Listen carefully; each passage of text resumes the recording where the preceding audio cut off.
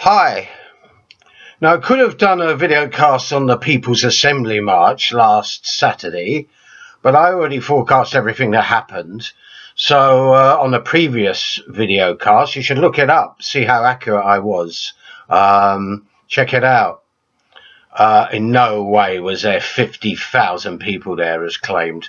More like 10,000 at the beginning, and maybe not even 10,000, 5,000 beginning, maybe 10,000 afterwards. I wanted to do a whole thing on Jimmy Savile, but I've already done something on him, and there's new revelations, which I'm going to go into anyway. But I'll just give him a mention. I have done a rather long and angry video cast on it ages ago when the revelations first came out. I think that is still completely relevant. Or even I wanted to do one on ISIS.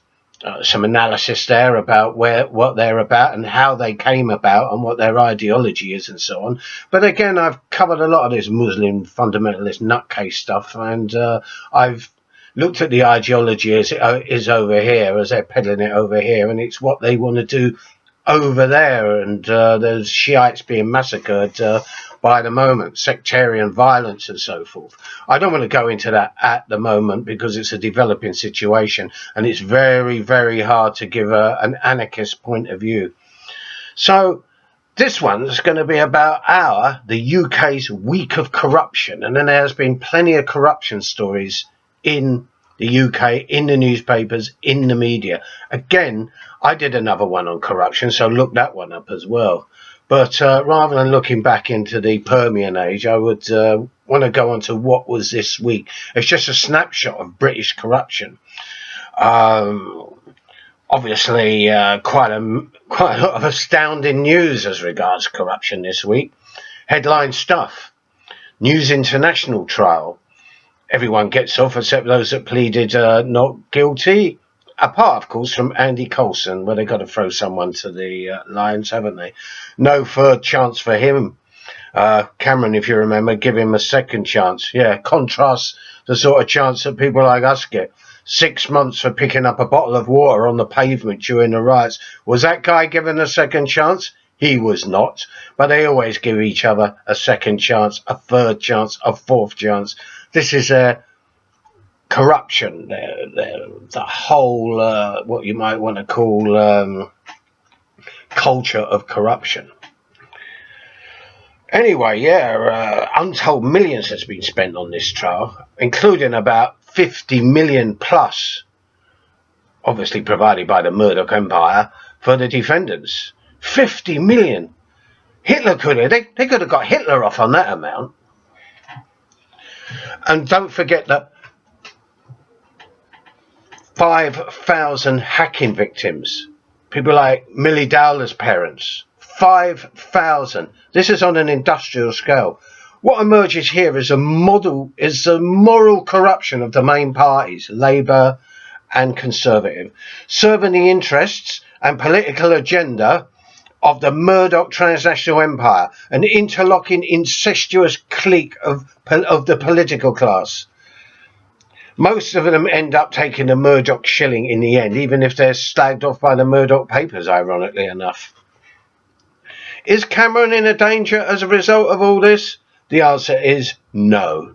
Is Cameron even in a danger because of the David Rock thing? So I just heard about half an hour ago, one of his aides is being charged with possessing child pornography images. Would that impact on him? It will not.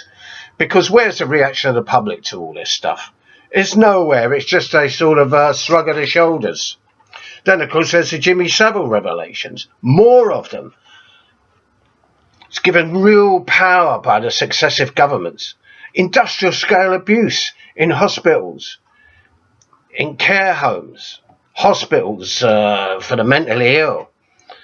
Protests, complaints by the staff and patients were ignored by the powers that be, even though they all knew. Again, see my previous video on the subject. Right down to the necrophilia. They knew. This is corruption. Allowing it. Facilitating it. It's the tip of the iceberg. Other scandals involving Cyril Smith and many other top bonds still alive today, still influential in politics, still in the House of Lords making laws. Still bubbling beneath the surface are all these scandals that go back. But when will they burst forth? There's one MP, Tom Watson, Labour MP, has done a sterling job of trying to expose all this. But so far, total silence, or almost total silence, from the media. And then, of course, there's the stuff that got below the radar. Police corruption. Hundreds of convictions to be dropped due to the dishonest activities of undercover cops. And, of course, the Hillsborough inquiry still drags on. The Chilcot inquiry on the Iraq war has been put on the back burner yet again. More corruption, more lies.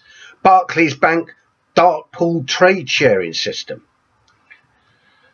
It could face sanctions, heavy fines, a fraud, a lawsuit.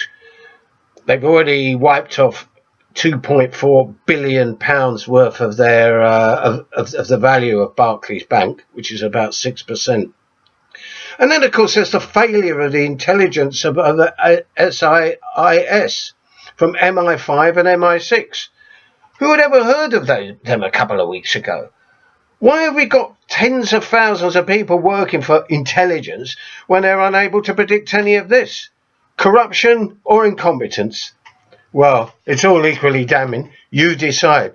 This is moral corruption from a bankrupt system. Just as I say, the tip of the iceberg. It impacts on all of us in hundreds of different ways, all negative. The money in the envelopes and suitcases is going on every day. It's part of the system. Just take it for granted. It is the system. Those administering the corrupt system benefit. All of those that run the corrupt system and administer, they all benefit from it. They all keep it going one way or another, mostly through having highly paid, revolving, interchangeable jobs. Even if they get caught and come out of jail, they'll be all right. Plenty of establishment friends to help them out with jobs. Look at Chris Hume, writing for The Guardian, a very good example of this phenomena. But why do they get away with it? Because we, the public, are corrupt, in that we allow them to get away with it. We vote for them again and again. We don't come out on the streets in angry demonstrations like they do everywhere in the world, from Saudi Arabia to Brazil, Italy to China, Spain. Look at the response to Juan Carlos's abdication. Turkey, look at the response to the mine disaster there. As long as we do nothing about it, these things will continue, all to our everlasting shame and detriment. So fucking get out there and do something about it. Voting for them won't change anything. Why nobody even raises an eyebrow when they investigate themselves and always exonerate themselves. So there you are. That is corruption. Not necessarily financial, but moral. And this country stinks of it. This country is probably one of the worst in the world, if not in the worst in the world, because of the blatant hypocrisy and the fact that a vast number of the population go along with it without protest. Nothing we can do about it, dear. Well, there is. They do it all over the world. We've got to do it here. We will have to do it here before the system destroys us all. Anyway, I'd like to get on to something a bit more light-hearted at the moment, and that is the England football team. After earning millions of pounds for losing 2 matches and drawing 1, therefore gaining 1 measly point in their group, plus millions for appearing in advertisements that are still quite embarrassingly on the television, they're back. England's coming home to England, as they say.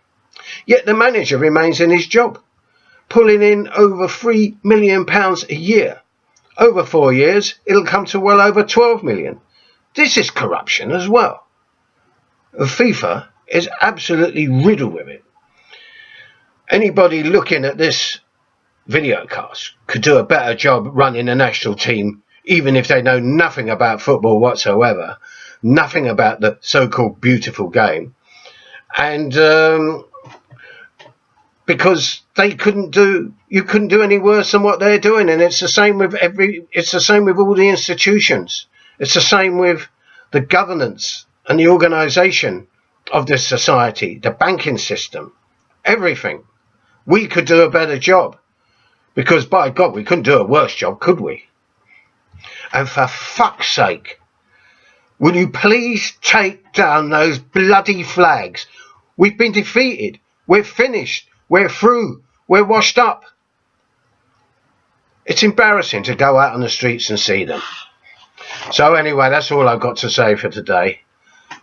Angry as always, and hoping, as always, that we're going to wake up and get out on the streets and do something about this disgusting mess, this mire that we're sinking deeper into. So I wish you all a good night.